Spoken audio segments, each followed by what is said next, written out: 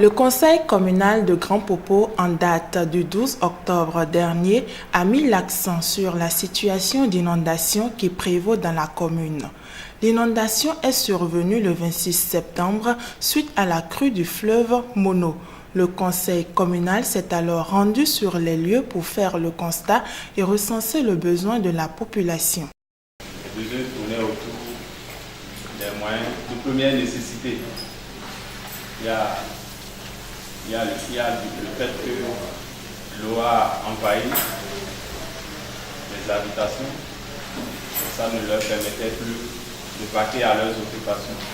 Les productions agricoles ont été inondées. Et à côté de ça, il y avait les besoins liés à l'eau, l'hygiène et l'assainissement.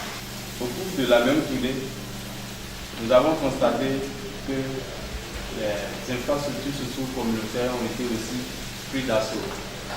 Il y a les unités villageoises de santé qui sont inondées, les écoles primaires qui ont été aussi inondées, les pistes rurales inondées, totalement submergées même, et ça rendait la vie difficile aux populations. Cette inondation a créé dans la commune de Grand Popo assez de dégâts matériels et aucune perte en vie humaine n'a été enregistrée.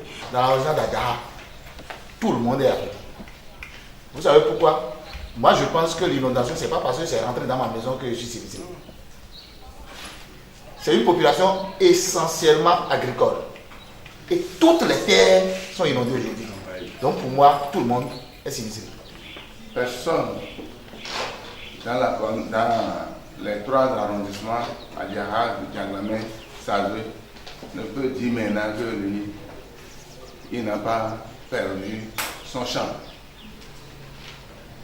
dans cette inondation. Principalement chez moi à Nito, il y a des gens qui ont vu disparaître des hectares de champs de manioc, des hectares. Les gens ont déjà commencé, les gens ont déjà commencé des écoles ailleurs à rentrer. Mais par contre, il y a des villages où les enfants sont encore à la maison. Moi, je suis impatient.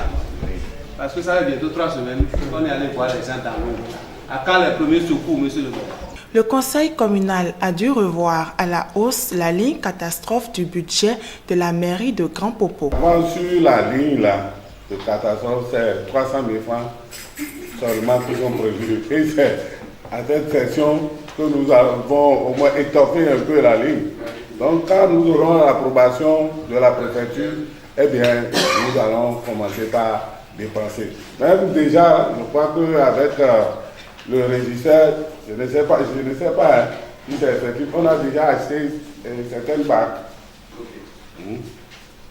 On n'a pas encore votre approbation, on n'a pas encore tenu le conseil, mais nous agissons déjà. C'est plus de 13 ou même 16 jours que l'inondation est là. On a crié sur toutes les radios, sur toutes les chaînes de télévision, mais l'État n'est pas en aide. Est-ce qu'on va nous laisser souffrir seuls? Face à cette situation, la population de Grand Popo appelle toutes les bonnes volontés à leur secours. C'est dans ce cadre que l'Union des ressortissants et sympathisants des communautés de l'arrondissement de Adjaha Urskar a fait un don de 5 sacs de maïs à la population de Adjaha. Ce sont nos parents. Et nous avons aussi vécu dans le milieu, on a grandi dans le milieu, on sait dans de pareilles situations comment les parents arrivent à se nourrir, à se soigner. Donc c'est dans ce sens que le peu de choses que nous avons souhaité quand même les assister et profiter et demander à d'autres bonnes volontés de l'arrondissement, voire la commune, même du Bénin, de venir à leur secours. Le chef de cet arrondissement porte la voix de sa population après ce geste salvateur de l'Urskar et lance un appel. Je voudrais déjà les rassurer que bon usage sera fait de ces sacs de maïs qu'ils ont bien voulu mettre à la disposition de cette population. Toutes les cultures sont totalement dévastées. C'est la famine qui s'annonce.